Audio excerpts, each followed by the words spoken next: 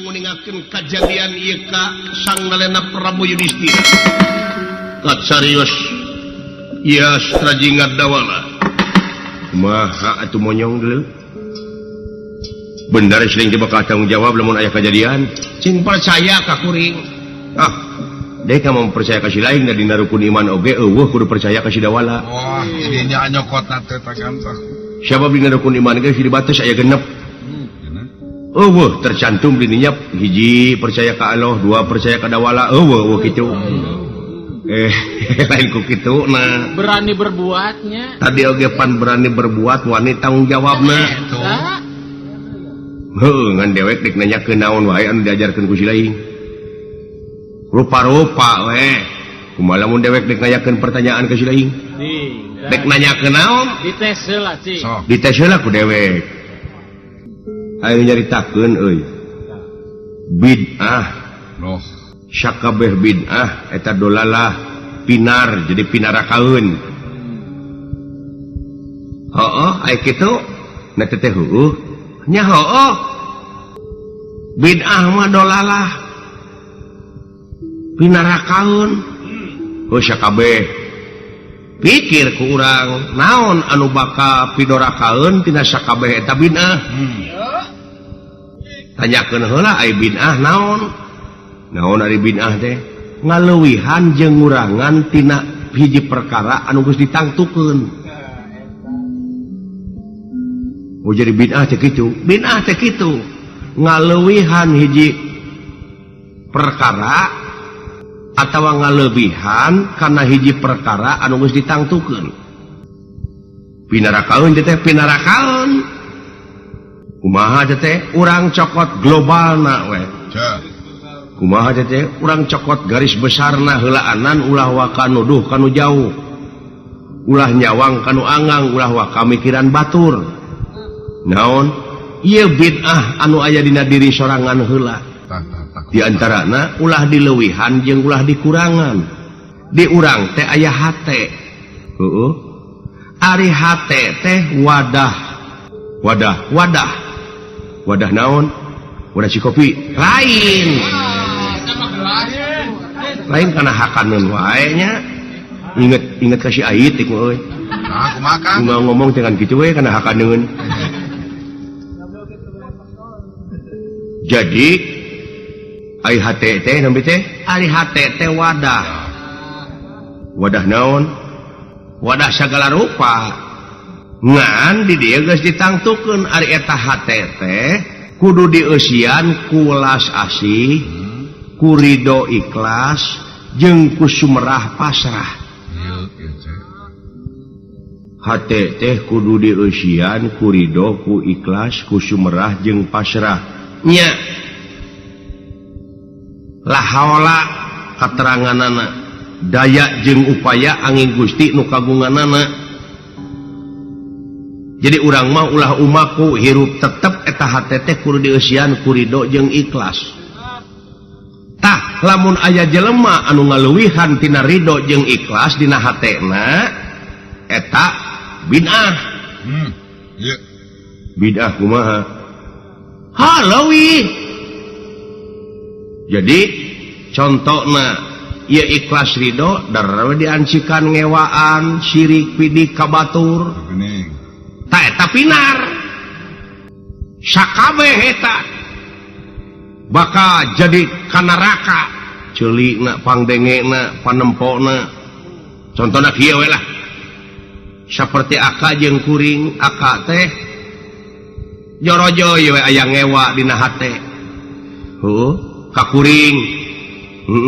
Tah, lamun eta hate aka geus kangewaan, geus kancikan ngewa ka kuring. Di mana kuring ngomong tesudi ngadengena omongan kuring. Berarti geus nyilakakeun kana ceuli aka. Nempo jeung karupa kuring geus teu hayang nempo rupa kuring. Nyilakakeun. Sanajan kuring make minyak seungit nu pangseungitna aka moal daek ngame. Jadi eta anggota badan anu aya di aka kabeh bakal kaancikan ku panasna neraka. Pinar Ulu. lemut Kang. tak itu Oh, tegepkeun. jadi lamun batur nyaci ka batur teh geus bid'ah eta ngaluwihan tina hatena tina ikhlas ridho tina sumerah pasrah sedangkeun kapan ka batur kudu muji kudu ngahormat DP handap asor Ya, eta. tawado teh ayeuna dileuwihan ku dirina ngewaan syirik bidik euy heulaanan dina diri sorangan Tah. tuluy kaituna naon teh euy pokona sakur nu bid'ah mah eta pinarakaeun apan aya bid'ah anu hasanah da kuring mah nyaritakeunana bid'ah dolalah lamun nyaritakeun bid'ah hasanah beda deui jalurna Beda kan? gitu nya euy Tak. jadi lamun urang ngaluwihan tina ikhlas ridho sumerah pasrah kanu kagungan teh tak lamun hirup sumerah pasrah ridho ikhlas kanu kagungan dina pengabdian ka pangeran nyaeta ulah anci kanu kararitu syirik pidik jaya kaneaya iren panasten dudupak rurumpak lupa cimuat ujug ria takabur nyaci maki Reged eta. Aduh, mut-mutan kan? tak ingat kuring kana riwayat salah sahiji riwayat hiji nabi hayang guguru ka nabi Hidir Oh, tah kumata. Nabi Musa gitu heeh tah saur nabi Hidir heug cenah guguru ka kuring tapi ulah loba nu ditanyakeun jeung ulah loba nu dinahakeun hiji mangsa eta nabi Hidir teh aya budak keur ulin tuluy dipaehan eta nabi Musa teh naroskeun naha cenah geuning maka dipaehan saur nabi Hidir teh cicing ongkoh ulah tatanya ulah nganahakeun cicing ge guguru ka kami mah tuturkeun guru Semua guru.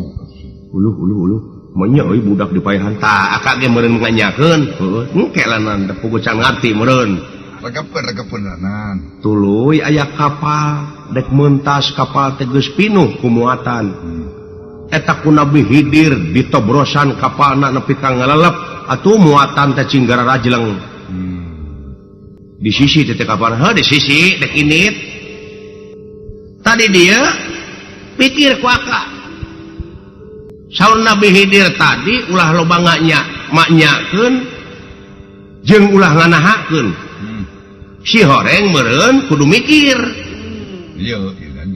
ulah maknya yang ulah dinahakeun ieu keagungan pangeran kabeh tapi kudu mikir urang kudu kumaha carana mikir teh berbahan mana teh mikir supaya kaharti ai mikir teh tapakur eta budak dipaehan tah ieu budak geus gedena bakal jahat bakal maehan indung bakal maehan bapak mending ayeuna budak teh paehan ti heula waktu eta mah ilmu kamarifatan euy heueuh jadi Nabi Hidir mah jigana waspada kanu bakal datang kahiji kitu aya eta euy kapal ditobrosan tak kapal ditobrosan saur Nabi Hidir tangke di tengah-tengah ieu kapal teh bakal dikelebuh muatanana bakal paeh kabeh jeung tibatan ti kalebuh ka di tengah mending tobrosan ti ayeuna jadi muatanna teh cinggara rajleng jadi apa kalau baris datang atuh lamun kitu mah ngarama meureun nujum lain eta teh cing jadi ilmu ka urang kumaha jadi ilmu kumaha kieu budak pangna dipaehan bakal ngaruksak tah dina wujud urang oge aya lampah bubudakeun geuwat eta laku lampah bubudakeun teh geura bunuh kudu dipaehan genti ku kadewasaan sabab lamun urang terus-terusan bubudakeun cilaka ngabahayakeun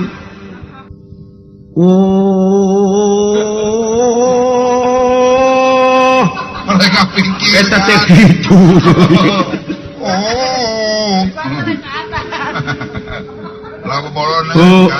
jadi orang teh kudu geus dewasa kudu geus dibunuh eta laku lampah budak teh kudu dipaehan ku urang keneh jadi engke kudu kokoloteun si belegung atawa kakolot katanya jadi ulah bubudakeun kahiji kadua nah hirup ulah diperbudak kudunya kuning eta nya beragta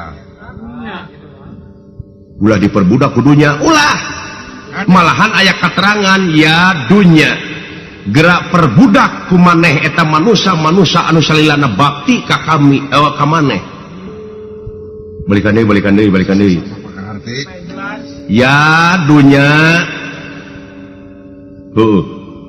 gerak perbudak kumaneh eta manusia anu salilana sujud ka maneh nyatana kana dunya nu matak loba jelema anu diperbudak kudunya jeung dulur nepi ka teu akur jeung baraya loba nu parasea loba nu papisah alatan rezeki sieun kabeakeun hakaneun alatan hirup diperbudak kudunya tah bunuh ku aka eta hirup ulah nepi ka diperbudak teh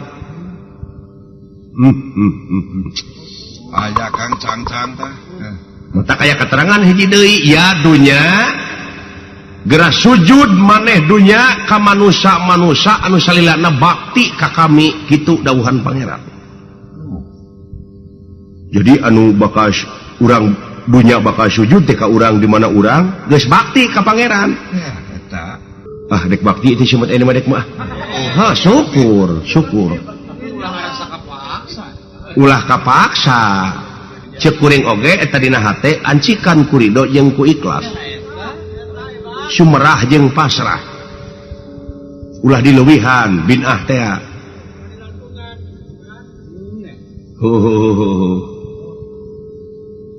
terus aya deui soal kapal dewek nu diajakeun tadi kapal naon tah supaya salamet engke di tengah-tengah gonjlang-ganjlingna dunya nya supaya istiqomah gewat eta muatan teh cenah laluncatan ti ayeuna keneh muatan anu aya dina awak akang di antarana gerak tobroskeun liang-liangna jerak bere jalan cenah ngagara rajleng eta muatan di antarana wae nyaeta nafsu sarakah ceuk kuring tadi teh syirik pidik jail kaniaya iren panasten dudupak rumpak ngupat simuat ujug ria takabur nyaci maki sik-sik melik teu kaupan teu payaan pedit koret cap jahe buntut kasiran kijing guang geong tanuk kuncang ngarampeol tek-tek brengek sekul boba teuing sih teh maka jeung ngarampeol teh abeh rada leubeut teh meusan